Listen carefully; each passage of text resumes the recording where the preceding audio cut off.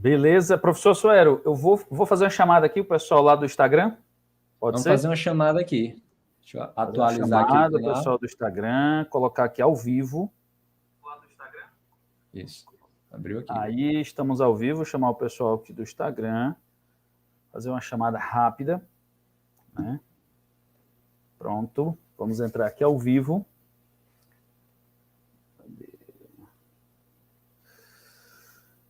Olá, pessoal, muito boa noite. Muito boa noite. Estamos ao vivo aqui no Instagram, só para avisar para vocês que nós estamos ao vivo lá no YouTube, tá? Estamos ao vivo lá no YouTube, no canal do professor Assuero Meira. O nome do canal é Gestão em Curso, tá?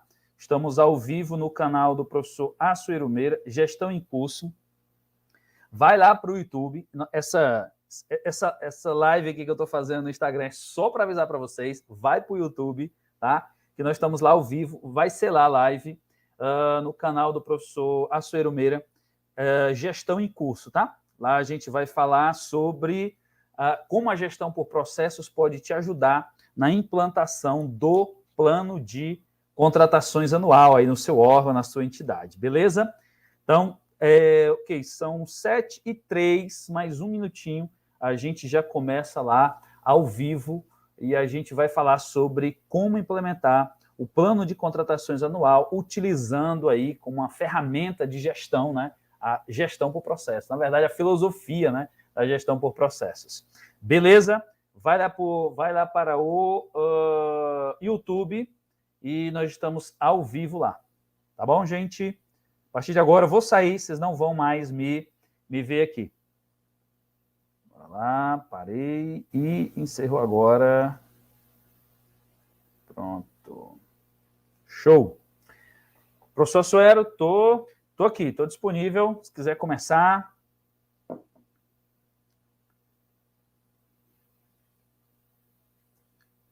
Acho que eu tô sem áudio, não tô te ouvindo, viu, professor Suero, se o senhor já estiver ao vivo.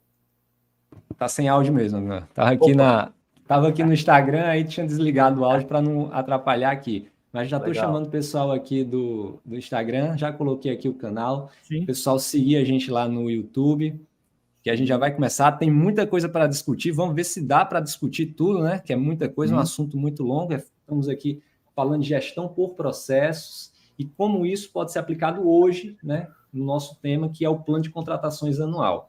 Como é que a gente pode usar da gestão de processos, né? E como que a gente pode melhorar, né, a prática e a gestão do dia a dia, aplicando técnicas e práticas aí de gestão de processos. Muitas pessoas pegam toda a normatização e costumam ter dúvidas de como aplicar e acaba fazendo aquele negócio meio termo, muitas vezes para inglês ver. E o que a gente está tentando tratar aqui é como que a gente faz isso de verdade, como é que a gente faz isso para você ter menos dor de cabeça. Então, já entra lá no YouTube, né? Acompanha lá, que a gente já vai começar.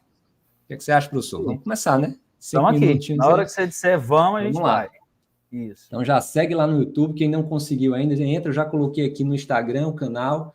Já entra lá, já se inscreve, que a gente está ao vivo. Vou colocar aqui também para vocês o link direto da live, já vou colocar aqui para eles, professor, só para facilitar aqui.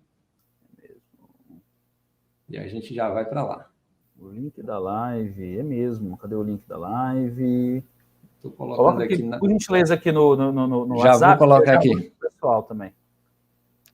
Nos grupos aqui. Copiar aqui já.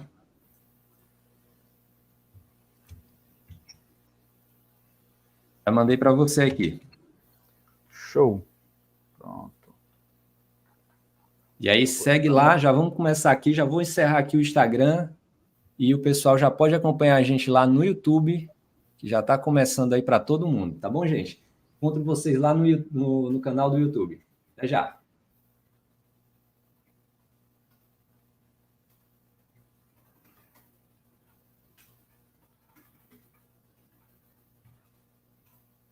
Prontinho, professor. Bora começar? Vamos começar. Estamos aqui. Boa noite, pessoal. É um prazer aqui estar com vocês, fazendo essa live. Grande satisfação, alegria enorme. Já está aqui também com o meu colega, amigo, colega de trabalho, já conheço há algum tempo, professor Abimael. E hoje, né, vamos falar um pouco aqui, minha área, já trabalho há algum tempo, já tenho uma certa expertise desde que comecei a trabalhar. Na verdade, professor Abimael, começo a trabalhar, eu descobri que eu trabalho com gestão por processos há muito tempo, eu acho que desde que eu nasci, tá? Que aí eu descobri quando eu entrei aí no serviço público, e aí eu descobri que a gestão por processo já são práticas e atividades que eu já desenvolvo no meu dia a dia. Então, quando você incorpora isso no seu dia a dia, fica um pouco melhor. Fiz isso muito para organizar minha vida acadêmica, onde tenho meu mestrado, meu doutorado, fiz um tempo aí na Alemanha, onde eu pude aprender aquela tradição e organização alemã, onde parece que quando o pessoal, os alemães, eles vivem na gestão por processo. Tudo é muito organizado, tudo é muito padronizado.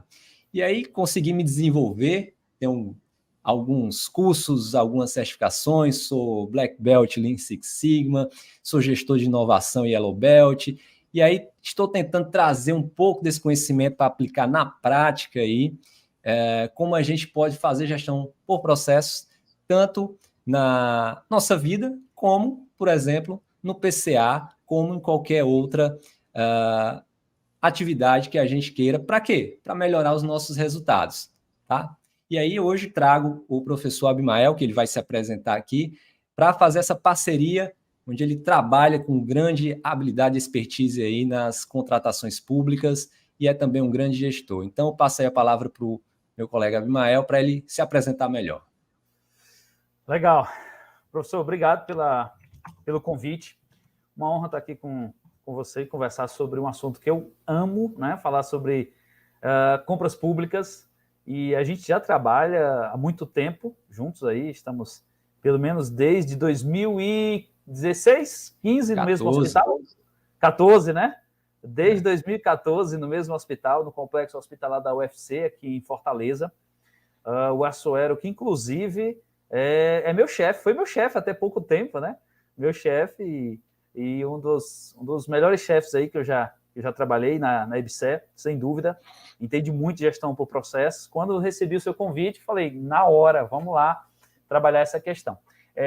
Existe uma deficiência enorme, professor Suelo, na administração pública em relação à gestão por processo, e você trazendo essa metodologia para aplicação no plano de contratações anual, eu vejo como muito promissora, né? Porque aí você tem a junção de uma ferramenta de gestão, né, de compras públicas com uma ferramenta de gestão do ponto de vista macro, né, da ciência da administração. Então, ótima casamento essa aí, gestão por processos e plano de contratações anual.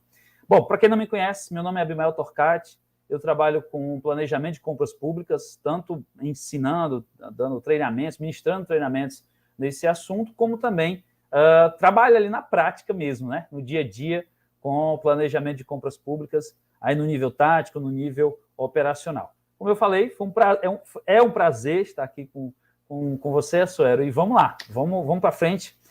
A sua intenção aí, né, pelo que você já me passou, a partir de 6 passos, né, da gestão por processos, aplicar isso no plano de contratações anual. Bora lá. Exatamente. O desafio aqui foi trazer em alguns passos simples, ideias, né? Passos, no caso, ferramentas. Cada passo ele traz um conjunto de ferramentas para a gente poder aplicar aí não só no plano de contratações anual, mas esse eu fiz exclusivamente para o plano de contratações anual. Eu vi que era dentro do hospital e dentro de um problema, essa questão que vai surgir aí.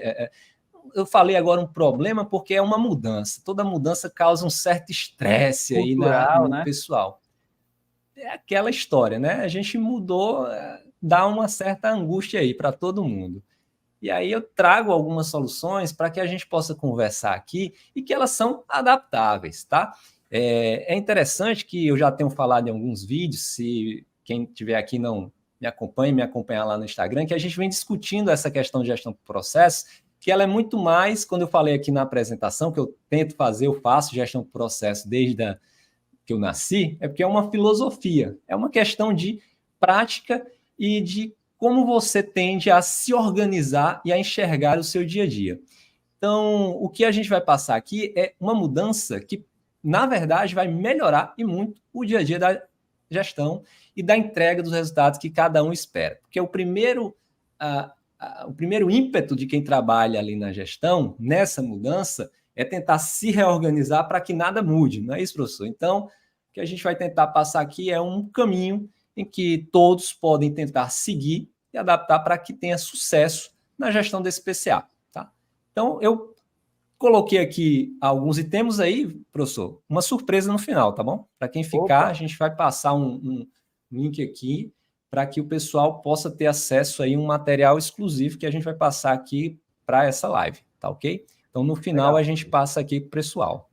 Mas, para começar, e a gente já vai mostrar aqui o que tem para trabalhar. Então, já passando aqui direto para o nosso primeiro passo. O nosso trabalho, com o trabalho que eu já venho desenvolvendo aqui, que desenvolvo, e já desenvolvi alguns, tanto na EBSER, como você bem falou, como em outros trabalhos, eu trouxe um resumo que eu acho que pode dar certo, que, na verdade, vai dar certo se você aplicar e tentar seguir ali a risca. Bom, então, compartilhar aqui a tela com vocês, rapidinho, só para que vocês tenham ideia do que a gente vai falar aí desses tópicos aqui. Você me fala aí, professor, se você... Só uma pergunta. Quem quiser ter acesso a essa apresentação depois, como é que pode fazer? Te pede lá no direct, no seu canal do Instagram? Vai no direct e me pede lá que eu já disponibilizo na hora essa apresentação, com certeza. E outra, o vídeo vai ficar gravado aqui, vai ficar disponível no YouTube para quem quiser assistir no meu canal, provavelmente no seu canal também. Legal. E aqui é uma apresentação com os tópicos que a gente vai colocar aqui. Já está enxergando, professor, aí? Sim, está aparecendo aqui para mim. Primeiro passo, simples e direto, professor. Primeiro passo, cliente. É difícil a gente entender para quem que a gente está trabalhando, ou para quem que a gente entrega alguma coisa. Eu vejo muita dificuldade nisso, eu vejo muitas pessoas pularem esse passo, né? Quem é o nosso cliente? Para quem que a gente vai entregar o nosso resultado? Então, eu estou falando aqui do plano de contratações anual. Então, se eu for olhar lá a nossa legislação, se eu for olhar, ler o que é que ele está entregando, o que é que ele regula, né? Eu tenho ali, numa percepção macro, que eu vou entregar um resultado, já que eu sou um agente público, eu vou entregar o resultado óbvio para a sociedade, para a população brasileira que faz uso daquele serviço público, seja na área de segurança, seja na área da saúde, seja aí na área da educação, ou qualquer outra área que aquele serviço público esteja oferecendo uma política pública para a sociedade. Só que, quem representa esses cidadãos, quem representa essa sociedade? É o Congresso Nacional, é ali o Executivo, o Legislativo, o Judiciário de alguma forma, mas muito mais o Legislativo, onde ele coloca normas, né, para que o Executivo possa executar ali as políticas públicas. Então, nós temos aí, obviamente, a nossa normatização que nós temos que seguir para entregar qualidade, para entregar um serviço ou bens e serviços contratados de qualidade para a nossa população. Seja o que eu falei, saúde, seja educação, segurança, seguridade social, seja lá a área que você está inserido no serviço público, né? E aí cada órgão, né, cada serviço, ele vai ter que se organizar em atividades, né, para poder entregar um resultado aí para o seu cliente, que no nosso caso aqui eu tenho que entregar, de acordo com alguns critérios que a gente vai discutir aqui, bens e serviços. Veja só, professor, já tirando a tela e voltando aqui para a gente de novo. Quando a gente fala aqui de processos, de organizações, a gente tem que ter ideia dessa questão da entrega ou do nosso cliente. Por quê? Porque a gente vai se organizar à medida ou de acordo com as necessidades desse cliente específico.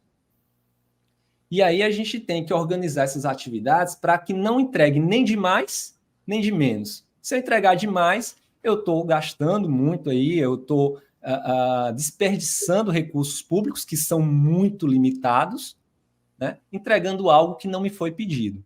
Então, eu tenho que delimitar isso muito bem para que eu entenda quais atividades ou que tipo de serviço ou bem é exigido para aquele determinado cliente. Então, entender esse cliente é essencial. Então, cada caso eu tenho que estudar particularmente, né? Eu tenho que me sentar e debruçar para tentar entender em cada serviço quem vai ser esse cliente, quais são os normativos, né, que regulam, já que meu cliente, nesse caso, é o governo federal, é o Congresso Nacional que regula em normativos, eu tenho que entender aquelas normas para saber como trabalhar, como me organizar para poder entregar aquilo que é exigido para a sociedade brasileira. E aí, o que é que o senhor tem a ver no seu dia a dia, professor, dentro do serviço público, na identificação desse cliente? Você vê nos seus treinamentos, nas suas capacitações, que isso já está bem definido, as pessoas estão entendendo muito bem isso? Bom, vamos lá. Então, só para fazer uma rápida recapitulação aí, que eu gosto de fazendo pequenas revisões. O primeiro passo na gestão por processos, independente do processo, eu tenho que entender quem é meu cliente. Você tem que entender seu cliente. Isso, tem que entender quem é meu cliente. No caso aqui, levando em consideração mesmo o plano de contratações anual, só dá um alô aqui para o pessoal, Aldo de Jesus, boa noite, Aldo. Aldo lá, gestor da área de compras lá do Campus Barreiros, em Pernambuco. Boa noite. A Iris, a Verônica, olha a Verônica aí, boa noite. Edilza, Zane, Bárbara Oliveira, obrigado, Bárbara. Gente, Cláudia, Joelso, Franciele, tá uma galera aí, gente. Seguinte, professor. O professor Leonardo Mota, olha aí, professor Leonardo Mota, seu conterrâneo, paraibano, exatamente. Lá de João Pessoa, grande professor Leonardo Mota, pregoeiro aí do Ministério Público da Paraíba. Olha só, então, a primeira coisa que eu preciso fazer na gestão por processos é identificar quem é meu cliente. No caso do plano de contratações anual, eu tenho aqui algumas considerações, né, que nós precisamos fazer. O plano de contratações anual é uma ferramenta de gestão utilizada por vários atores organizacionais. Podemos citar aqui quem mais se beneficia. Na verdade, quem mais se beneficia é o cidadão, é a organização, como você falou aí, né? O principal cliente é o cidadão, mas o plano de contratações anual, do ponto de vista processual, o gestor da área de compras da organização é quem mais, então, ali consegue obter benefícios do ponto de vista mesmo de gestão da sua área de compras, porque aí ele sabe quantos processos, né, vão passar na área de compras dele durante o ano, quantos, possivelmente, né, dependendo de como você formaliza a demanda, quantos itens passarão ali na área de compras dele, ele consegue, então, fazer uma gestão de capacidade produtiva, né, força de trabalho e necessidade de entrega de resultados a partir desses processos que vão passar ali na organização, né? na área de gestão de compras dele. Então, veja só, o cliente da área de compras, né, é o requisitante. Então, o requisitante envia um processo para a área de compras ali esperando que chegue uma nota de empenho ou um termo de contrato assinado ou uma ata de registro de preço assinado para que ele consiga, então, solicitar isso do fornecedor. Então, do ponto de vista do gestor da área de compras, o cliente do gestor da área de compras é o requisitante. Mas muitas vezes nós temos dentro da organização, professor Suero, os supridores, né? Supridores são aqueles que, por exemplo, eles não vão utilizar diretamente o produto, né, ou o serviço, mas eles fazem a formalização da demanda no plano de contratações anual para outros, né, dentro da organização. Por exemplo, no hospital que nós trabalhamos ali, nós temos pelo menos 3 exemplos, né, de supridores. Nós temos a farmácia, nós temos o almoxarifado, nós temos a área de produtos para a saúde. Então, essas áreas, então, elas podem atuar né, elas atuam, na verdade, como supridores, e dentro de uma organização, da maioria das organizações públicas, nós temos as áreas de almoxarifado que concentram, né, os pedidos de produtos de limpeza, de produtos, por exemplo, saneantes, produtos de material de escritório, e esses supridores, eles têm clientes, que é a ponta, que é a área fim da organização, que solicita para eles, então, ali uma caneta, um desinfetante, um papel A4. Então, nós temos duas perspectivas aí dentro do plano de contratação anual, né? o gestor da área de compras tem seus clientes, e os clientes do gestor da área de compras também eles podem ter ali seus clientes quando eles forem, então, organizações internas que concentrem pedidos para depois descentralizar esse produto quando ele é entregue pelo fornecedor. Então, essa é a perspectiva do plano de contratação anual a partir do decreto 10.947, levando em consideração que o gestor da área de compras ele devolve depois, né? Ele recebe um processo com o edital com seus anexos e devolve depois um instrumento contratual ou algo que seja substituto do instrumento contratual, e muitas vezes aquele que recebe o instrumento contratual ele não é o cliente final que vai utilizar o produto, ele vai enviar para o fornecedor. Quando ele recebe aquilo do fornecedor, então ele envia, né, para as áreas fins dentro da organização. É isso. Bom, esse foi o primeiro passo, então, é entender quem é o cliente. É isso? Esse é o primeiro passo, e o que você colocou aqui, professor, foi essencial para que a gente possa explicar também para o pessoal que está aqui assistindo, se eles não conseguiram compreender, a beleza que é a gestão do processo, tá? Porque o que você falou aí é perfeito para a gente dar um exemplo aqui, dar continuidade no que estamos falando, que é como tudo está conectado em um objetivo único.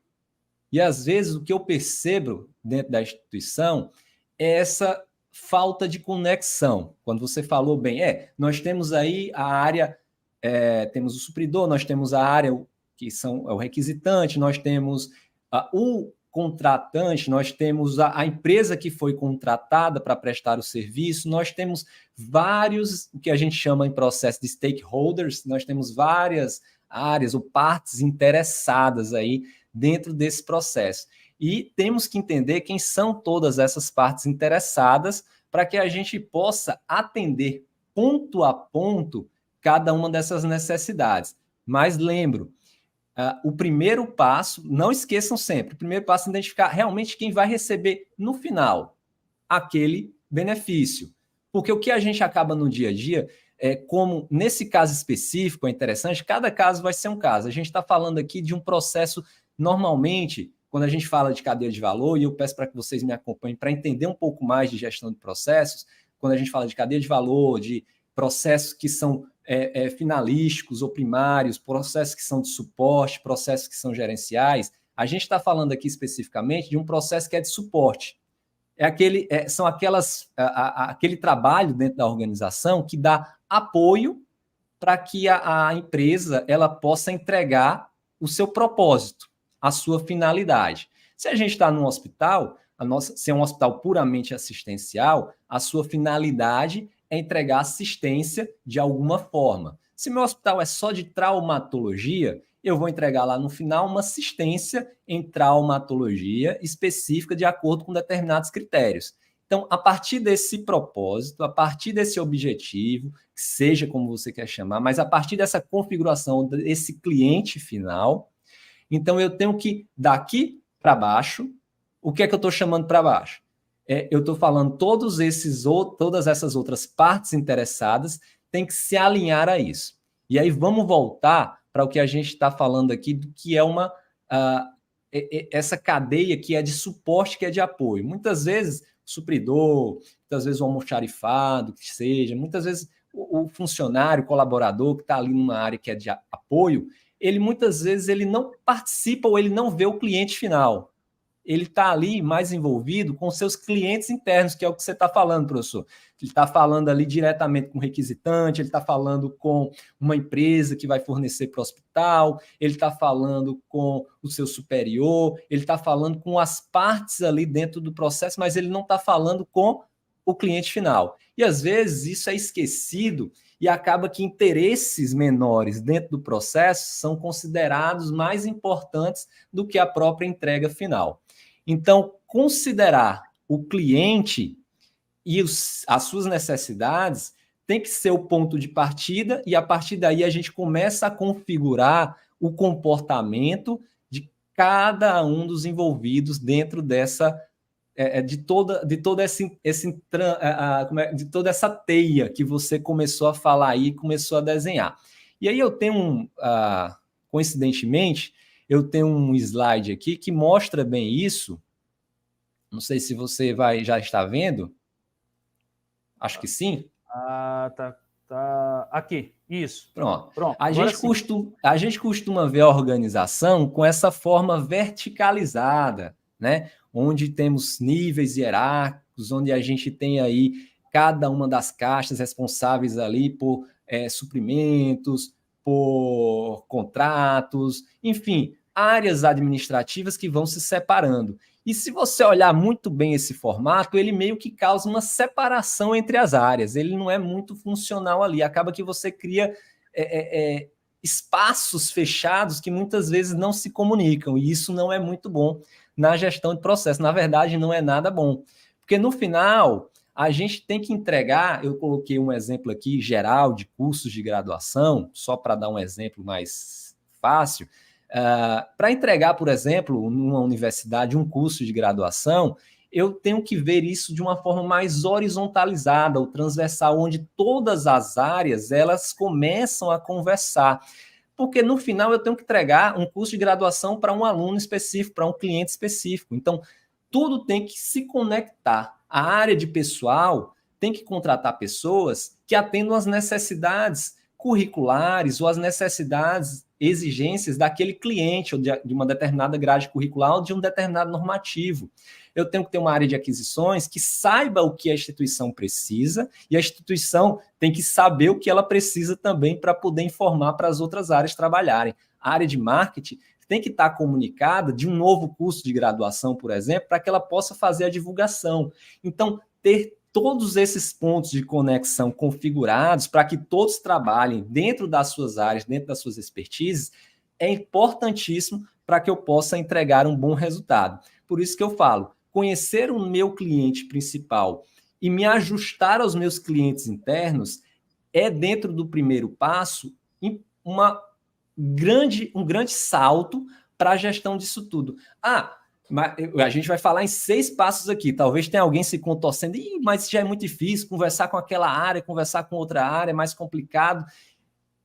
É bom começar a tentar, porque se você quer entregar de fato resultados consistentes, sólidos, que realmente façam a diferença, todos têm que trabalhar em conjunto para poder entregar esse resultado. Aqui já é o nosso segundo passo. Mas eu deixo em aberto, professor, para você já comentar aqui antes de passar para o segundo passo. Tem uma pergunta. O senhor poderia voltar 2 slides aí, por gentileza? Volta. 2 slides. Volta mais um. Pronto, esse aí. Não, volta para frente um pouquinho. Olha só, gente. Olha só. Mais um. Esse que tem a cadeia de pessoas, né? Organizacional. Mais um para frente, mais um para frente. Aí, esse aí. Pronto. Olha só, é assim que nós estamos acostumados a ver uma organização privada ou pública, né? A partir dessa filosofia de caixinhas, né? Mas para a gente entender e atuar a partir de uma gestão por processos, né?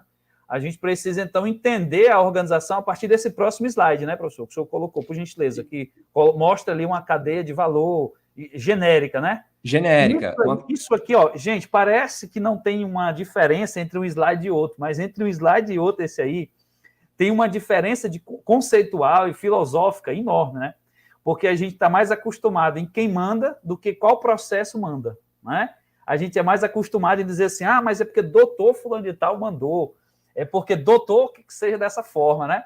E aí a nossa cultura organizacional, tá entranhado isso na administração pública brasileira, isso é muito forte, né? É o doutor que manda, quem tem mais poder dentro da organização, muitas vezes, é que manda. E, na verdade, quando a gente traz uma filosofia de gestão por processo, a gente começa a tentar entender, né, quem é o cliente a partir disso, né? Quem é o cliente, para que quem são as partes envolvidas dentro do processo, para que o processo mande, né? Então, deixa de ser doutor que manda, para ser o processo está estruturado dessa forma para atender o cliente final. É isso mesmo? Entendi assim, professor? Você está entendendo a angústia que isso pode dar num serviço, meu amigo? Você entendeu a força da palavra aí? Porque isso daí... Entendi. Grande então, Adriano Fernandes, boa noite, Adriano. Isso boa mesmo. Boa noite, gente. É isso daí, professor, porque assim...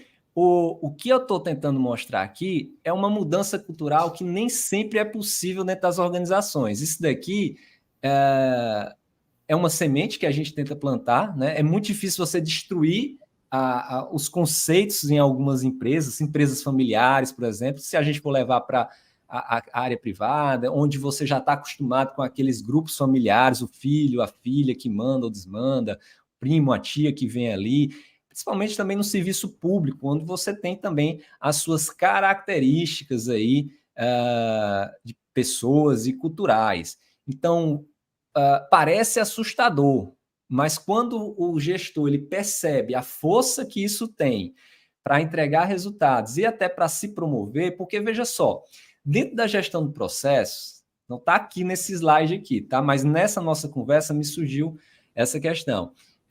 Quando muitas pessoas, professor, têm dificuldade, eu não consigo convencer o meu gestor a fazer a melhoria ou a otimização de um processo.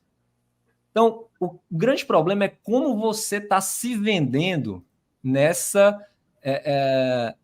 como você está se vendendo para esse gestor. Eu tenho características diferentes de gestor e você tem que considerar isso, tá?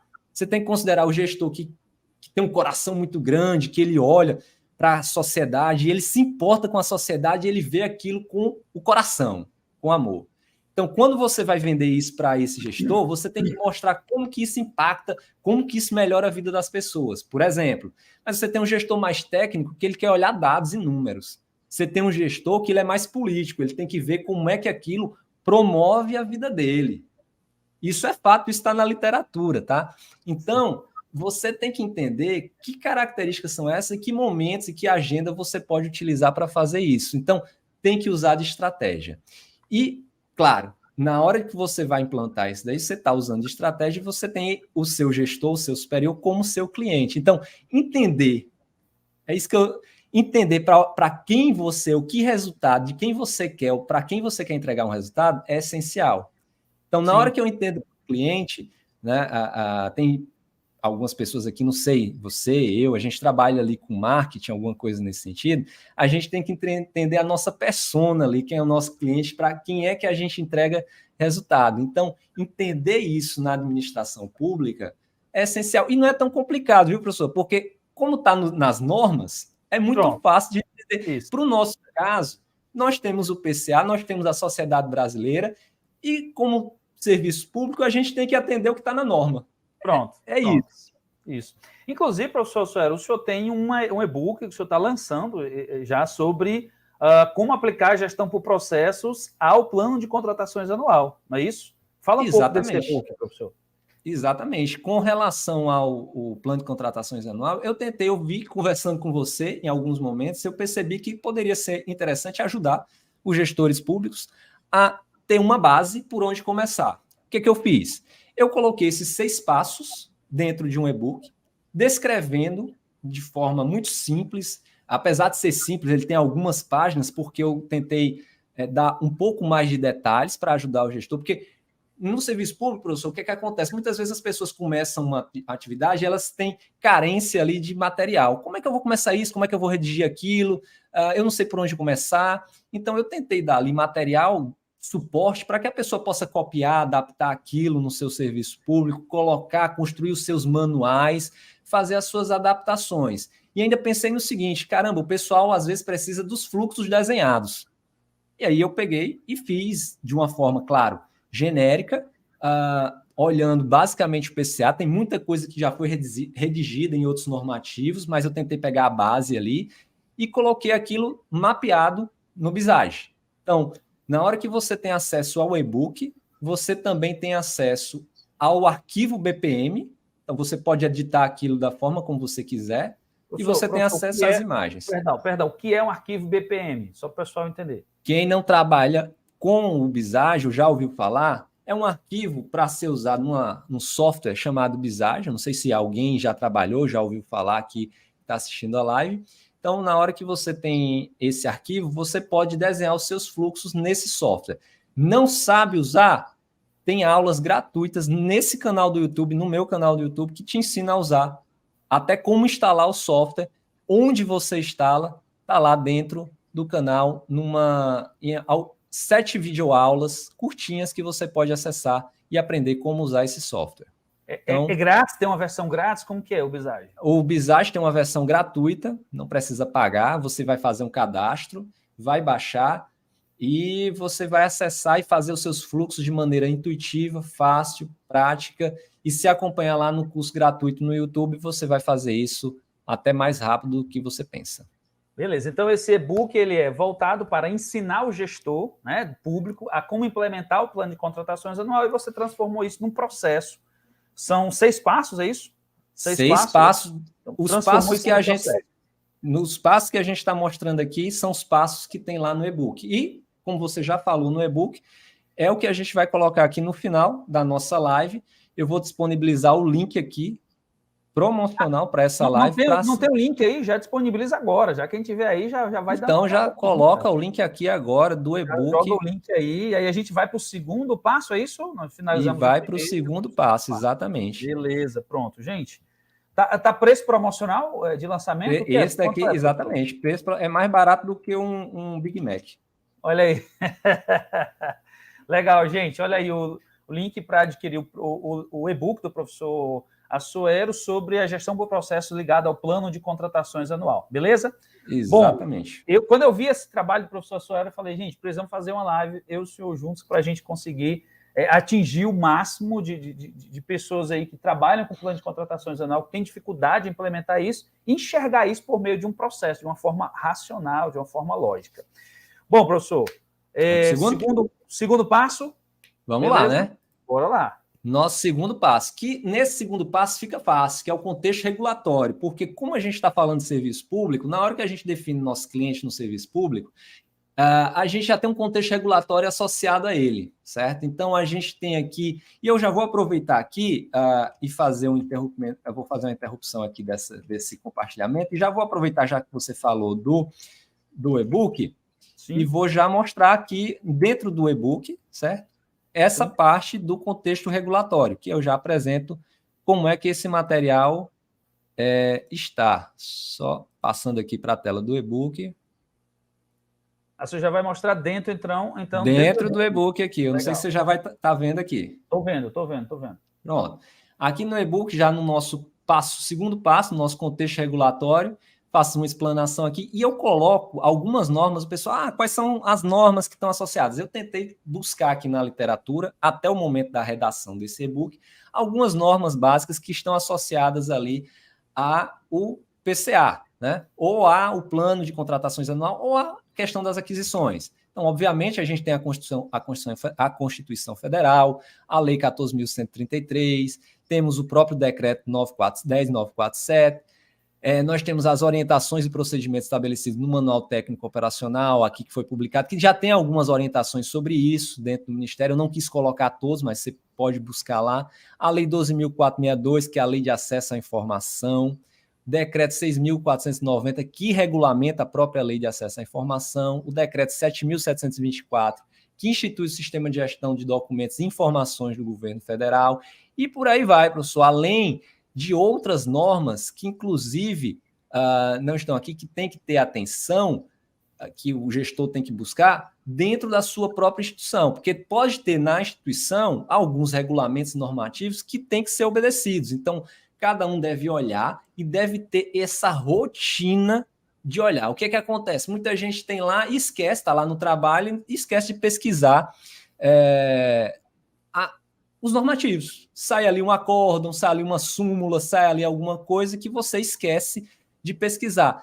Tem um normativo aqui que é importantíssimo, não está aqui descrito, mas eu já vou colocar aqui para vocês, que é a Lei Geral de Proteção de Dados. Tá? Então, como você está contratando com serviço público, você pode contratar um serviço de limpeza, um serviço de TI, alguma coisa que envolva dados de pessoas. Então, você tem que ter ali dentro da sua contratação, dentro do seu processo, dentro ali interno de estabelecer o contrato e a relação com o fornecedor, critérios para que o tratamento de dados seja obedecido, para que você não infrinja ali nenhuma questão legal, não tenha aquele risco legal, tá? Então, ter essa parada, eu quis colocar, tem que olhar, estamos no serviço público, temos que olhar os normativos, temos que saber a regra do jogo. E outra, digo mais, no serviço, na área privada também, Se a gente não sabe a regra do jogo, você vai patinar e não vai conseguir sair do lugar. Então, levar entender os cartão amarelo, né? Cartão amarelo lá. O vermelho também. Exatamente. E aí, na sua experiência, professor, o pessoal tem olhado esses normativos aí na... Então, alguns normativos o pessoal muitas vezes não leva em consideração, que influenciam no plano de contratações anual. Um outro normativo, professor, que influencia também no plano de contratações anual é o decreto 10.818, né, que trabalha ali objetos de luxo. Né? O decreto 10.818, ele trabalha objeto de luxo, e ele é importante porque a administração pública ele não pode adquirir, né, ele não pode adquirir objetos que não sejam de comum, né? Então tem que ser um objeto comum, não pode adquirir objeto de luxo. E na hora de manifestar, né, na verdade, preencher o documento de formalização da demanda lá no sistema PGC ou qualquer sistema que você utilize, público ou privado, desde que você esteja fazendo isso com base no decreto 10.947, você precisa, então, levar em consideração essa questão de objeto de luxo. Já no plano de contratações anual, é preciso observar se o objeto que está sendo ali formalizado a demanda, solicitado para ser incluído no PCA, ele não possui características de luxo, né? Quais são as características de luxo? É requinte, opulência, por exemplo, itens com dificuldade geográfica para se conseguir, ou itens de alta tecnologia ou personalização, né? Então, tem que ter cuidado com essa questão de objetos de luxo já no preenchimento da formalização de demanda no plano de contratações anual. Vou só dar uma ajuda aqui para os colegas, porque a gente fica discutindo isso e, às vezes, fica difícil de imaginar isso, como é que funciona na prática. Então, imagina que você está lá, gestor de uma área dessa, tem que se preocupar com esses normativos. Então, é muito importante que você faça uma revisão. Hoje, a gente tem ferramentas fantásticas para fazer essas revisões de forma rápida e trazer resumos. Então, usem dessas ferramentas de inteligência artificial para que vocês otimizem esse processo de busca de informação, tá, gente? Não se intimidem em usar tecnologia para ajudar. A tecnologia, ela está para o processo vinculada, assim, amarrada. Então, usar tecnologia para melhorar os seus processos, otimizar seu tempo, fazer aquilo que pode ser feito de forma mais rápida e te dando tempo para fazer outras coisas, você tem que fazer. Então, busca essas normas na literatura de forma mais rápida, com resumos, e tenta construir, de tempos em tempos, um checklist, tá? Lá para a equipe que está fazendo essas contratações, para ela perceber no dia a dia, né? Porque, assim, no nível de maturidade que nós temos nos nossos serviços, né, nas nossas instituições públicas, a gente tem que, no começo, ter essas ferramentas de checklist, ter essas ferramentas de lembretes, de lembranças, então, de reuniões, para que as equipes possam se adaptar e, a cada momento daquele, ela já saber o que ela tem que observar. Como o professor falou, o que seriam esses requintes de luxo? Então, eu tenho que buscar aquela equipe e trabalhar aquilo. E, em todo momento, tentar, enfim, conduzir esse conhecimento para que ele se propague por todos os membros da equipe. Então, capacitação também é a chave, tá, professor? Junto Legal. Da equipe. Bom, finalizamos o segundo passo? Vamos passar para o terceiro, que ainda vamos para o terceiro, para a gente não esticar muito o horário do pessoal aqui. O professor Leonardo Mota falando aqui, está participando. Obrigado, professor, pelas contribuições, que se impacta realmente na cultura da instituição. Isso é verdade. Escritório de processo. Professor, o senhor poderia explicar rapidinho o que é um escritório de processo? Só o pessoal que não entende? Posso explicar rapidinho. A área justamente responsável por vamos assim dizer que é a guardiã de metodologias e a grande promotora das ações de processo na instituição. Ela é promotora da cultura, das capacitações e formar essa cultura dentro da instituição. Existe alguma tendência em alguns órgãos públicos de delegar para o escritório de processo toda a função de mapear processos. O escritório de processo ele consegue trabalhar processos específicos, né, desde que sejam priorizados dentro da estratégia da gestão. Porque eu nunca vou conseguir dar para uma área só toda a responsabilidade da instituição, porque senão cria um funil.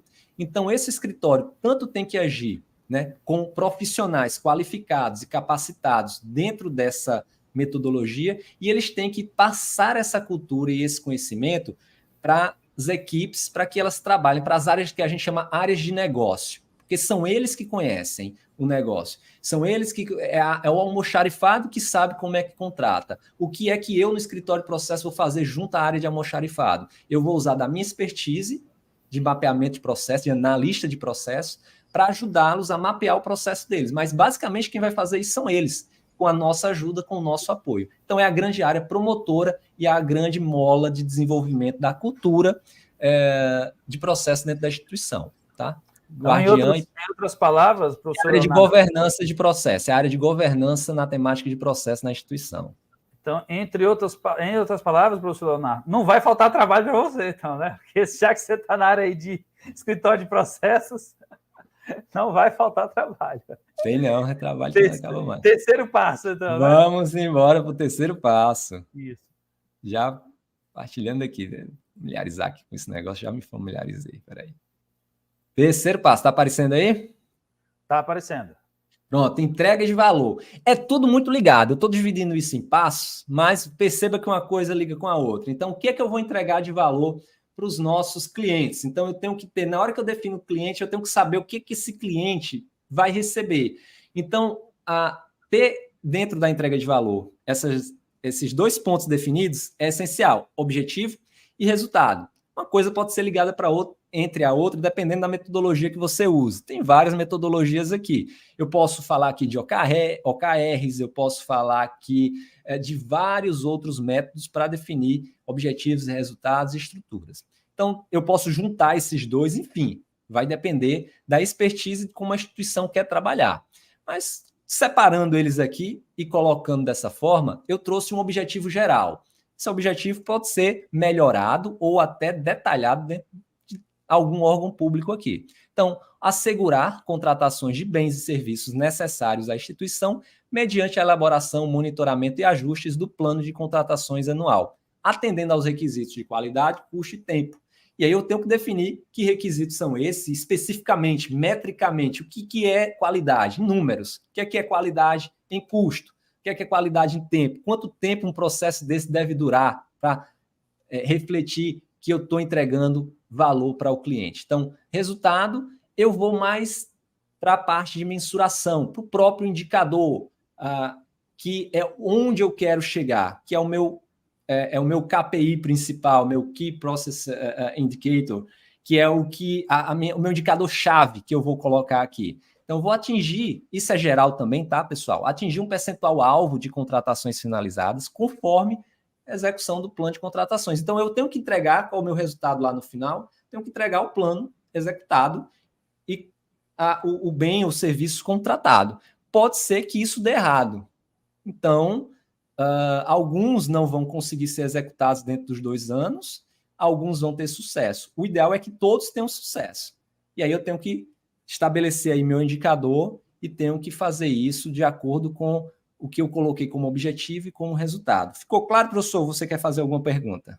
Sim, em relação ao resultado do processo, entendi. Agora, em relação ao resultado do plano de contratações anual, trazendo isso para a gestão por processos, né? Fazendo uma mescla, né, disso aí, eu teria, então, aí o resultado do cliente, por exemplo, o resultado do cliente da área de compras, vamos dizer assim, seria, então, uma nota de empenho, um termo de contrato assinado ou uma ata de registro de preço na mão do cliente, não é isso? Cada área tem que definir, né, o que ela entrega. Resultado. Exatamente. Legal. Do jeito que você falou aqui no começo, lá no meu dia a dia, lá eu estou lá no meu almoxarifado, qual é o meu papel? Tá? Na hora que a gente está aqui passando eu vou passar aqui para o mapeamento do processo, quando eu vou mapear, que eu estabeleci o meu objetivo e o meu resultado. Então, para eu atingir contratações finalizadas conforme a execução do plano de contratação, ou seja, vou resumir isso aqui. Para que eu chegue no final com as minhas contratações finalizadas, o que é que a área de almoxarifado tem que fazer? Qual é a responsabilidade dela? O que é que o requisitante tem que fazer? Qual é a responsabilidade dele? Então, quando eu tenho isso definido, eu tenho que colocar isso na minha frente e fazer essa pergunta para cada ator envolvido no processo. E aí eu começo a mapear, porque eu começo a dar funções para cada um deles. Ficou claro, professor, dessa forma? Sim, sim, sim. No caso aí do cliente, né, da área de almoxarifado, o produto, né, ou serviço contratado, adquirido, né, entregue na mão dele no momento que ele precisa, no nível de qualidade que ele requisitou, seria então o resultado final aí do plano de contratações anual, como um macro, né? Pensando a instituição como um macro. E do plano de contratação anual em si seria executar todo ele, né? Porque dificilmente você vê um plano de contratação anual sendo 100% executado, se ele for feito, a formalização da demanda de forma correta, bonitinha e direitinha, né? Você tem dificilmente um plano de contratação anual executado do jeito que ele foi planejado, né? Como o PCA é um instrumento de gestão, e o instrumento de gestão, por sua natureza, tem que ser flexível para se adequar ao contexto organizacional, ele vai mudando ao longo do ano, contratações sendo inseridas, contratações sendo retiradas, né, modificadas para se adequar ao contexto. Então, essa questão do resultado final, ele vai depender, então, de cada perspectiva, de cada ator atuando, né, dentro ali do processo de trabalho. Eu vou pegar o seu gancho justamente para falar do quarto passo do processo, que é quando a gente começa a mapear esse processo. Isso aqui daria não só uma live, isso daqui daria um curso, tá? Daria um curso inteiro. Então, eu só quero que as pessoas percebam que, tendo esses passos, e esse quarto passo, ele está detalhado lá no e-book, tá? Ele está, cada passo, cada ator, ele está separado, de forma, obviamente, genérica, de acordo com o plano de contratações anual, eu separei a autoridade competente, o gestor de contratações, que faz parte lá do setor de contratações, quem é essa figura na instituição pública, e o requisitante, que são as principais figuras que aparecem. O requisitante tanto pode ser a área técnica, como essa área técnica pode ser separada apenas para um apoio técnico. Mas outros atores são importantes nesse passo. O interessante é que você pense dentro do resultado principal do processo, como cada área dentro da instituição que se envolve com o PCA, o que é que ela tem que fazer para atingir aquele resultado. E aí você falou muito bem, que me deu o gancho aqui para esse quarto passo. Eu não vou falar de todo o processo, mas eu vou falar de um ponto específico aqui que eu acho que vai no calo de muita gente, tá? Porque você falou, raramente um PCA ele vai ser executado conforme ele foi planejado lá no primeiro ano. Porque lembrem, o PCA ele começa lá, um planejamento vai começar em 2024, então todo mundo vai ter que começar a planejar 2024 para executar em 2025. Você fala, então alguma coisa pode dar errado lá em 2025. Então, dentro do processo, o que eu quero destacar aqui é justamente a parte de riscos, professor.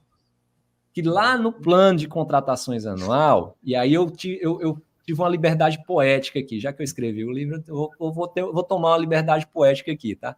Lá no decreto 10.947, fica lá, de certa forma, claro, que o gestor vai fazer a gestão de riscos no segundo semestre do ano de execução do PCA.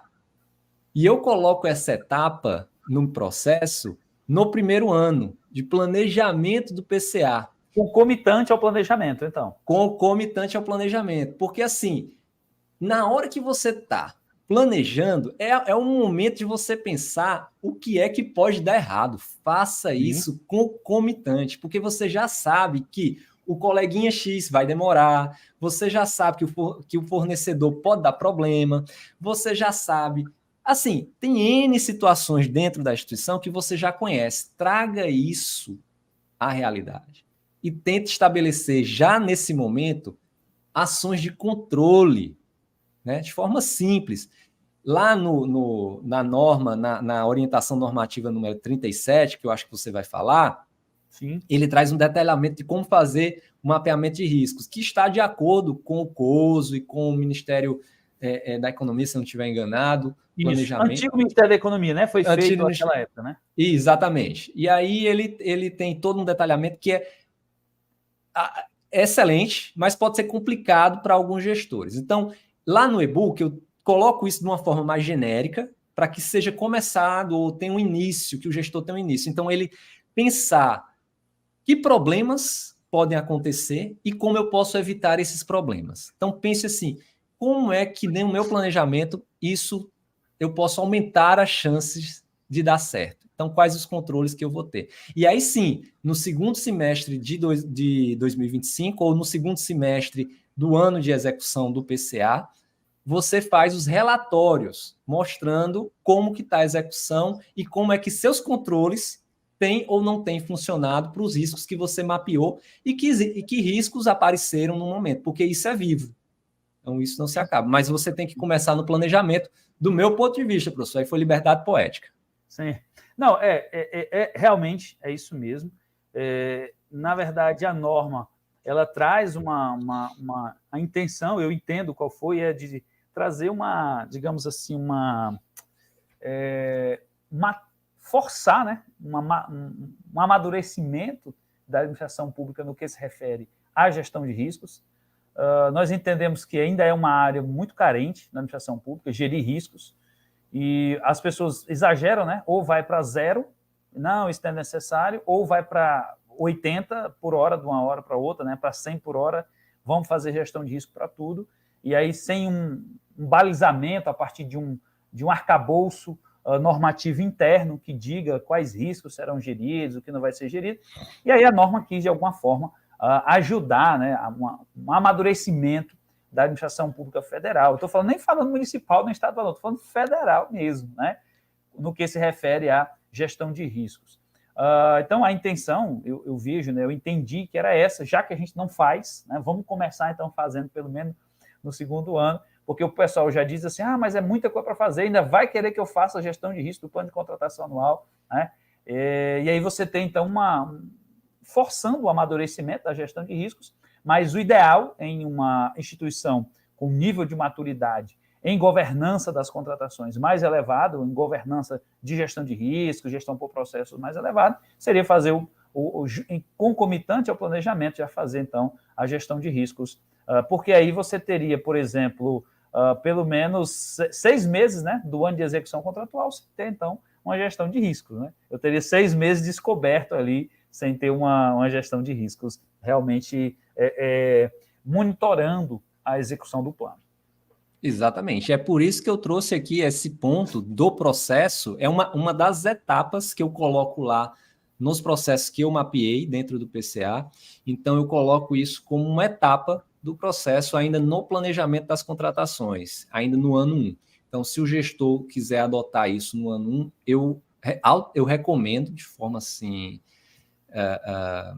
primordial, porque isso daí vai garantir o sucesso dele. Então, as pessoas costumam realmente não ter essa posição, pelo que você falou, questão cultural, tá? Cultural. E aí cultural.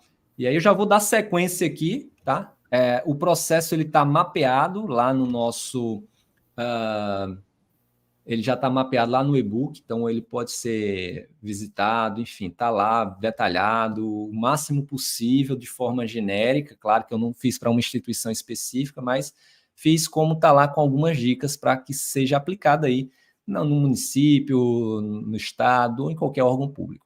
E claro, não se melhora aquilo que não se mede, enfim, não se gerencia aquilo que não se mede, não se discute aquilo que não se tem números, fica na retórica e fica difícil de gerenciar algo sem uma métrica específica. Então, por isso que se quem está aqui assistindo com a gente lembrar que a gente colocou lá no nosso objetivo, lá na entrega de valor, uma métrica inicial, e a gente colocou no nosso objetivo questões de custo, qualidade e tempo, então eu tenho que ter indicadores, eu tenho que ter números que possam me dizer se eu estou atingindo aquele objetivo. Então, volto sempre para isso. Um processo sem um objetivo, ele é uma estrada sem carro.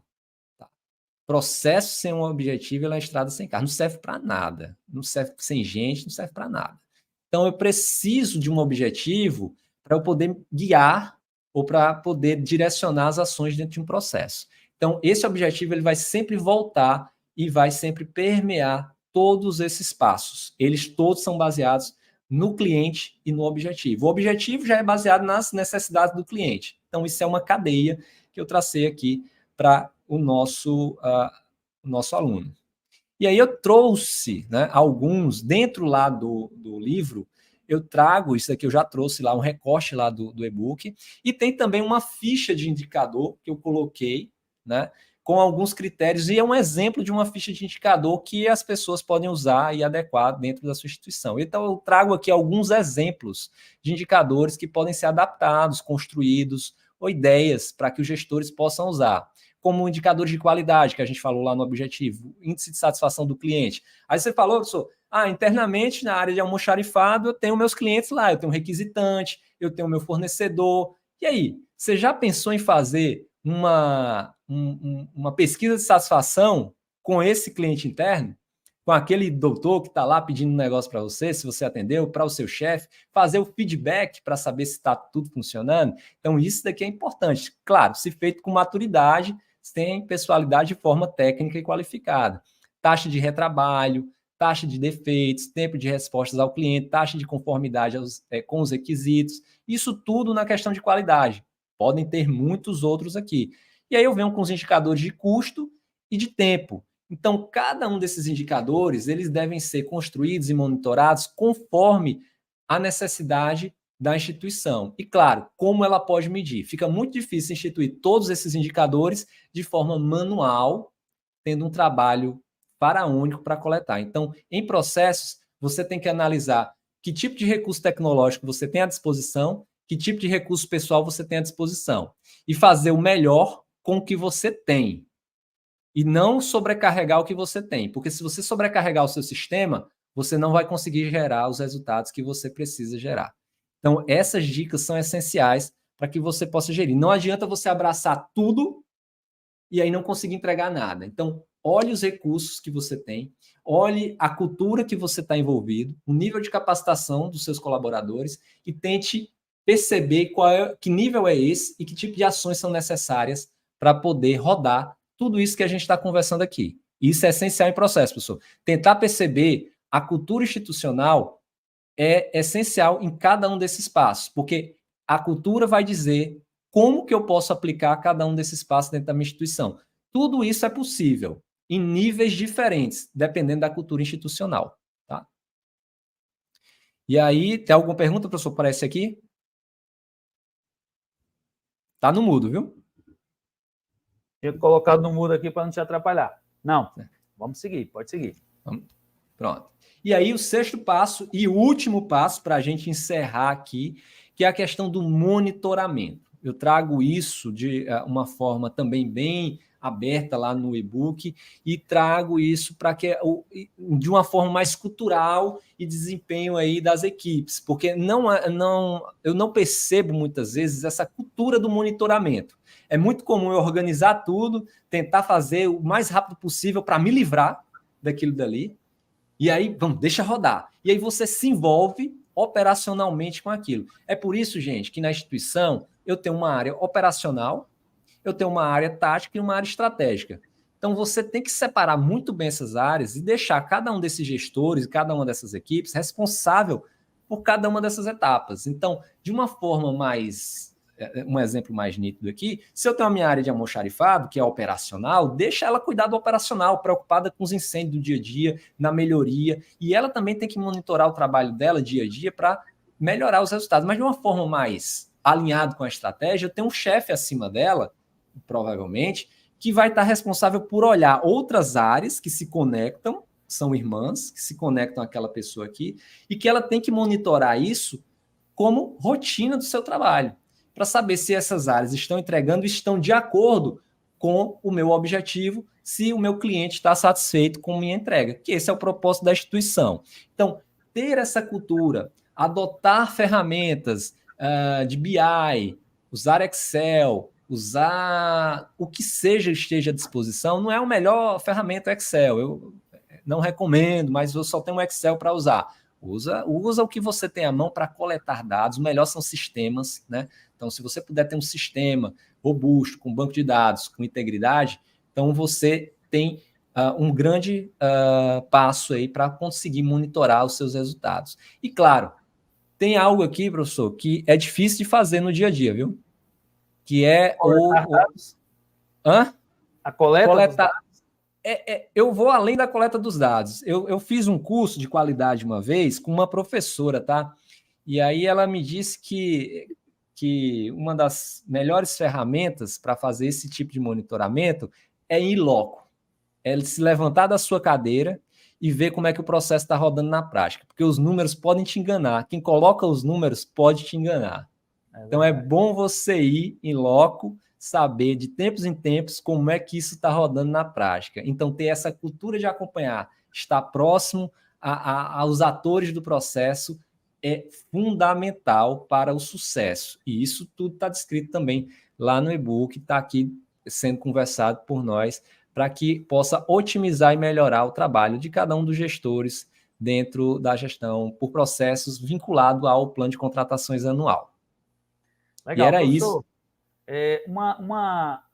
Eu sempre digo que se você não tiver muito recurso, né, como você falou, trabalha com o que você tem, e uma planilha do Google, né, aquela planilha online do Google, que é grátis, né, você não precisa nem pagar, você tem ela ali grátis, você pode utilizar, né, para fazer a coleta de dados. E como você falou, o ideal seria a automatização da coleta, ela coletar dados consome muito recurso organizacional, mas se você não tiver um sistema robusto para isso, não tem desculpa para não fazer essa coleta de dados, e você vai ali, porque o gestor público só pode tomar decisões com base em evidência, né? Em evidências, em dados concretos. Eu não posso tomar decisões com base no achismo, eu pensei que era, eu achei que fosse.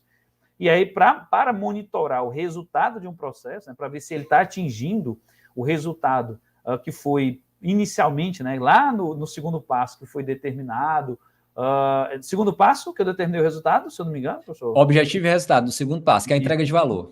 Isso, qual ficou o resultado, e se o cliente está enxergando o valor, porque valor aqui vai depender da perspectiva, né, do cliente, se o cliente está enxergando o valor naquele resultado, eu preciso monitorar, e consome-se recurso organizacional no monitoramento desses resultados, e eu preciso aplicar esses recursos da forma mais otimizada possível, né? Coletar dados de forma mais otimizada possível. Posso fazer um parênteses na sua fala? Sim. Quando você falou aí que tem uma coisa em processo que a gente fala que a voz do cliente é a voz do processo, tá? Sim. A voz do cliente, ela determina, de fato, o que a gente vai entregar. Se o cliente quer maçã, eu não posso entregar banana para ele. Não vai estar feliz. Mesmo que eu ache que banana é melhor para ele, porque tem muito isso na gestão. Não, mas banana é melhor para ele. Ele não sabe o que ele quer. Então você não vende para ele, tá? Porque ele quer maçã. Então, e ele tem um critério. E ele tem um critério de aceitação. Você já foi no mercado, tem gente que compra a maçã até mais velhinha, tem gente que quer a maçã perfeita, brilhante. Então você tem que saber qual o nível que seu cliente aceita aquela maçã. Até que nível ele aceita aquele tipo de maçã. Então isso daí é importantíssimo. Por quê? Porque quando você mede, você sabe a variação do processo, que aí é a voz do processo. Como é que esse processo está variando para entregar um determinado resultado. Quando eu acompanho isso diariamente, eu deixo de apagar incêndios. Que às vezes eu tenho... Perdão, uma pergunta. Essa variação é em termos de qualidade ou de rapidez na entrega? Depende do que você está analisando, de que tipo de indicador você está analisando. Vamos dizer que a gente está analisando o indicador de tempo, tá? E aí o processo, qualquer processo, ele vai variar. Vai depender de como você organizou ele no seu dia a dia. Se o teu cliente aceita que a entrega seja feita entre 80 e 100 dias, e a maioria dos processos está oscilando entre 85, 90, 80, então está normal. Se um dia aquilo foi para 120, esse tem que ser olhado um pouco mais com calma, e não todos que estão oscilando ali. Se eu estou numa questão de qualidade, eu tenho que saber que qualidade ou que níveis são esses, quais são os limites que eu trabalho. E as pessoas não organizam essa ideia e ficam olhando essas variações e achando que tudo está errado. E às vezes colocam metas assim, é tudo ou nada, tem que ser 100. Aí mata o colaborador, mata tudo, porque ninguém, assim, à exceção de algumas entregas que tem que ser 100%. Numa maternidade, por exemplo, eu tenho que entregar 100% dos bebês que nascem para suas mães corretamente, sem trocar ninguém e sem perder nenhum bebê. Isso daí tem que ser 100%, meu amigo, porque senão dá uma... Mas, assim, na maioria das vezes, isso é no avião. Você gosta de viajar de avião, que eu sei. Adora. Então, você sabe que tem uma estatística aí que diz que alguns voos vão dar errado. O problema é você não estar dentro dessa estatística, mas isso é muito pequeno. É uma questão muito aleatória. Mas existe a possibilidade do avião cair, né? Que a gente não esteja lá dentro, né? E que ninguém esteja para viajar agora no aeroporto escutando essa live, né?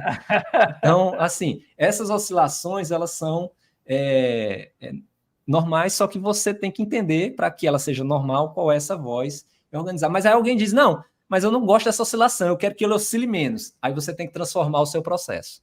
Você tem que implementar a tecnologia. A Zani falou aqui, melhor é o sistema. Concordo com ela, melhor é o sistema. Mas, se eu não tenho um sistema, você tem que ter aquela sensação que eu tenho que fazer alguma coisa e não se acomodar. Gestão do processo tem que ter esse sentimento. Não quero me acomodar. Quero entregar o meu melhor. E eu vou dizer uma coisa para vocês. Quando vocês implementam a gestão do processo, você tem uma vida muito mais tranquila. Porque você trabalha bem menos. Processos organizados é para preguiçoso. Porque quando você tem um processo organizado, você automatiza tantas coisas que você tem esforço mínimo. As pessoas têm medo da mudança, mas a mudança de processo, acredita em mim, ela vai te dar muito mais chance, professor, de tomar aquele cafezinho no meio do dia e apagar muito menos incêndio. O pessoal vai ficar muito mais tranquilo, com tempo para estudar, com tempo para conversar, se relacionar, conhecer o colega ali de uma forma melhor e brigar menos, entendeu? Então, processo organizado é sucesso na organização. Então, menos incêndio e mais processo, né, professor? Menos incêndio e mais planejamento, é isso aí. Eu vou adotar esse slogan aí, ó. Apague menos incêndio e faça mais gestão de processo. Exatamente, é por aí. Verdade. Professor, chegamos aí então ao sexto passo. Chegamos ao sexto passo. Né? Estamos aí no nosso horário, 1 hora de live, a gente começou aí uns 6 minutinhos, não foi? Sim, foi. Um pouquinho atrasado. Agradeço demais a participação. Faz um pouco do seu e-book aí, coloca o link novamente, que já passou. Vou colocar o link para o pessoal, caso que aqui tem mais uma vez aqui o link, tá no preço promocional para essa live, tá lá. Vou deixar lá durando mais um pouco. É um link de trabalho que eu fiz, vou até compartilhar aqui a tela muito rápido, né, para as pessoas possam dar uma olhada no geral aqui do e-book. Então, um e-book que eu fiz aqui pensando aí no gestor é um guia BPM, então ele vai trazer essa noção BPM, ele é baseado no decreto 10947, então ele vai ter aqui como identificar e compreender profundamente as necessidades do cliente, as nuances do contexto regulatório, a importância de jogar de acordo com as regras, a arte na entrega de valor, a compreensão do cliente e regras regulatórias, um mapeamento minucioso do processo, a importância dos indicadores e estratégias para monitoramento efetivo. Né? Tem aqui uma apresentaçãozinha minha, né? Fichazinha. Então, eu tenho aqui um caminho que pode te ajudar. Você pode copiar, você pode adaptar aí na sua instituição. Vou mostrar aqui o passo do processo, né? Que eu não passei muito bem. Então, aqui no quarto passo, o caminho para entregar valor, o mapa do processo, eu tenho as etapas de acordo com a notação BPM. Quem não sabe o que é notação BPM, vai lá no canal, acessa as aulas gratuitas do Bizage, notação BPM. Tem vídeos curtos sobre isso também nos shorts do YouTube. Você pode acompanhar lá no meu canal. Então eu explico passo a passo como isso acontece. Eu faço aqui uma segregação, começo fazendo uma segregação de funções, como você pode ver. Autoridade competente, o que é que ele deve fazer, o gestor de contratações, os requisitantes e as ferramentas para o sucesso. Então, algumas ferramentas que são importantes para você fazer a gestão desse processo. Isso é importante para que você faça um mapeamento. E eu começo com a anotação BPM mesmo. Como é que esse processo ele inicia? Eu venho com gatilho, a descrição do evento, e é por isso que eu tenho o arquivo e as imagens do processo disponíveis também para quem comprar o e-book. Porque você, a partir das imagens do fluxo do processo, você pode linkar aquela imagem com cada um desses eventos aqui. Então, cada evento que está lá no fluxo do processo está descrito aqui nesse e-book, dando um detalhamento de como cada uma dessas partes acontecem. Então, é um trabalho detalhado, minucioso, que eu tentei colocar aí para o gestor, para a pessoa que trabalha com contratações e quer vincular essas informações à anotação BPM e ter um manual aí na sua instituição. Então, fico totalmente à disposição para tirar qualquer dúvida aí desse e-book. Se o pessoal ainda tiver dúvida nessa live, coloca lá nos comentários que eu vou com certeza tentar responder. Se não, coloca lá no direct no Instagram, que também vou tentar responder. E é isso, professor. Eu espero que o pessoal... Qual a sua conta lá no Instagram? Repete aí. Vou aqui passar para o pessoal já também. Coloca aqui. Vamos colocar aqui, né? Ó, gente, o meu é Eu Te Ajudo a Licitar, para quem não me segue ainda. Pode colocar aí, professor. Eu ajudo a licitar. E o do senhor, professor Assuero? Eu vou colocar aqui agora. É o Assuero Meira, mas eu já estou colocando aqui com 2 Is, tá? Porque tem um... Meira. Meira. O Meira já estava ocupado por mim mesmo. Legal. Gente, o pessoal aí ficou com a gente, os heróis. Heróis. Eu super feliz pelo convite aqui do professor Assuero. E vamos fazer mais vezes, né, professor? Mais lives. Vamos fazer mais lives com assuntos. Se o pessoal quiser sugerir algum assunto aí, algum tema específico para mapear, por exemplo, eu tenho um pedido assim. A gestão do processo está para ser utilizado em qualquer situação. O pessoal disser, professor, me ajuda a mapear o processo para eu deixar meu filho na escola, como é que eu faço? Então a gente tenta ajudar aqui. Dá para fazer também, né? Dá para fazer também. Como é que eu consegui trabalhar e estudar à noite? Dá para fazer também. A gente consegue, dá para fazer, aplicar na vida isso aí. Então, legal, sem brincadeira. Brincadeira à parte, o pessoal pode colocar um tema específico, a gente pode ajudar, pode preparar uma aula específica aí. E aí a gente pode colocar. A Zani está fazendo aqui com esse sistema maravilhoso que coleta dados para o PCA, excelente. Sim, o GovPlan é da ANP, né? Da Negócios Públicos. Conheço também, viu, Zani? Conheço. Gente, obrigado aí, né? Agradeço mais pelo seu convite, professor. Eu que agradeço aí a sua disponibilidade, professor, participar aqui. Já li o e-book, tá? Professor Assuero, já li. A qualidade top, tá? E o processo já mapeado também deixa ainda mais fácil, né? De você entender o livro e implementar também na sua organização. Professor, obrigado aí, viu, pelo convite. Obrigado, pessoal, que participaram com a gente. Estou à disposição, tá? Eu que agradeço, professor. Eu fico também à disposição de qualquer outro evento aí que você queira me convidar. Estou à disposição do pessoal, se tiver alguma dúvida. E nos acompanhe lá nas redes sociais, que a gente vai sempre trazer mais novidade. Tem novidade aí chegando, professor, com relação a um curso também por gestão, de gestão do processo. Vai ter um curso de gestão do processo? Exatamente, curso de gestão do processo. Está aí, vou tentar colocar aqui o link também, só um minutinho para o pessoal que está acompanhando. Tá saindo do forno, não ia nem falar isso daí, mas está saindo do forno. Um curso de gestão do processo, um curso geral realmente para fazer gestão do processo aplicado aí a qualquer área, entendeu? Sim. Então, dá para qualquer área aprender, e é um método que eu não busco só trabalhar a gestão do processo, porque tem muito curso por aí que as pessoas trabalham apenas a anotação BPM, apenas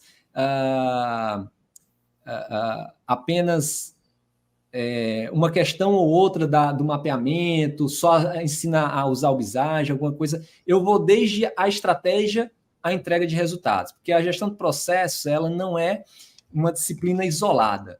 E aí, quando eu percebo isso no dia a dia, que muitos gestores têm ali, tá aí o link para você já deixar a sua intenção para o curso, é o método Sinergia. Eu trouxe esse nome porque é exatamente isso que a gestão precisa, é da sinergia de todas as disciplinas. Então, gestão é uma disciplina só. Então, eu preciso ter esses conhecimentos agregados para poder entregar o melhor resultado possível. Eu preciso ser um gestor de processo, eu preciso ser um gestor de riscos, eu preciso conhecer de segurança da informação, eu preciso conhecer de Lei Geral de Proteção de Dados, eu preciso conhecer de estratégia, eu preciso ter esses componentes para ter ferramentas e saber discutir e saber entregar o melhor resultado possível. Então, nesse curso que eu coloquei aqui o link para vocês, né? Tá saindo do forno, já vai estar disponível. É um curso completo para que você possa ir rápido, prático e simples. Não vai ter muita palestra não, tá? Ferramentas básicas onde o aluno também tem que trabalhar ali e tentar aplicar aquele conhecimento dele dentro das instruções. Prática, né? Para colocar em prática. Vai ser falando da etapa, indicando material para estudar e aí falando do que é essencial para executar.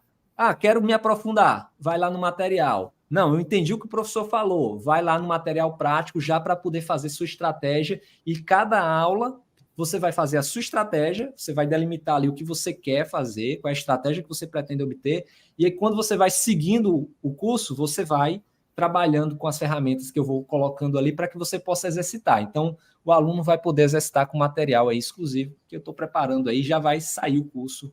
Acompanha lá nas redes sociais que vai estar disponível aí. Você já pode colocar aí a sua intenção de fazer o curso e se colocar logo, vai ter uma promoção, um desconto especial no curso. Beleza. Então é isso, né, professor? Beleza? É isso. Tem mais perguntas? Vai estar no meu YouTube, vai estar no seu também, o pessoal depois pode rever. Exatamente. Fica à disposição aí, a gente vai encerrar agora, fica lá gravado, e aí a gente disponibiliza lá a transmissão. Eu acho que no meu já fica gravado lá, disponível, e eu já disponibilizo para você colocar lá no seu YouTube também. Beleza. Até mais, pessoal. Obrigado, professor. Gente, abraço a todos. Até mais. Até a próxima, hein? Tá, tchau. Valeu.